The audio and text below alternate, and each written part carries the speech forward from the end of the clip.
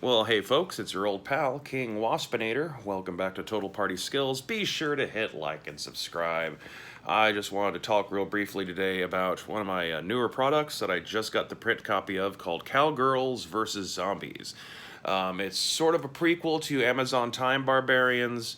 Like the title should be fairly descriptive of what's going on in it. It's written as just basically a bare bones scenario for a one shot, single session or slightly multiple session adventure. That can be run a couple different ways. Most of my books, I don't really, like write them from a perspective that I'm trying to hold the game master's hand through every step.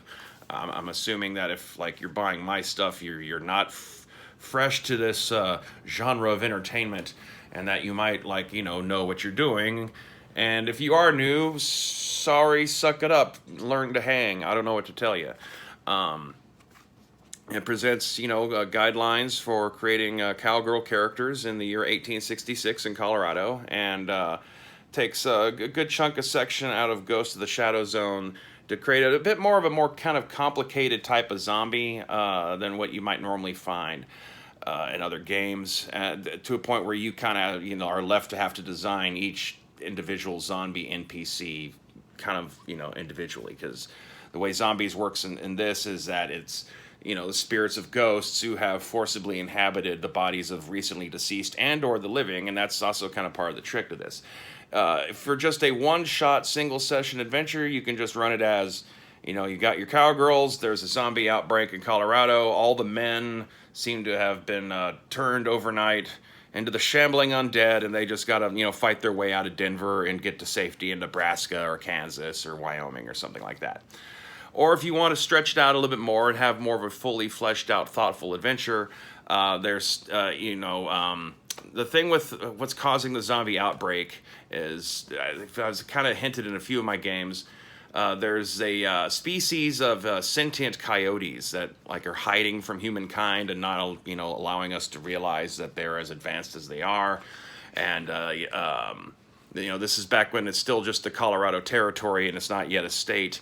And they just kind of have this half-baked idea that if they summon up the ghosts of all the recently dead Civil War soldiers, because it's only set 2 years after the end of the Civil War, and have them take over the men and then recreate the Civil War as zombies and basically just massacre all the humans in Colorado, and they think that maybe they'll be able to get their land back, which obviously isn't going to happen as far as history is concerned.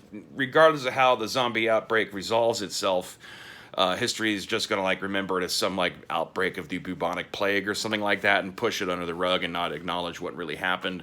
But it does lead to the foundation of the Girls Gun Club that then later on in the Amazon Time Barbarian setting has become the Mounted Cowgirl Cavalry.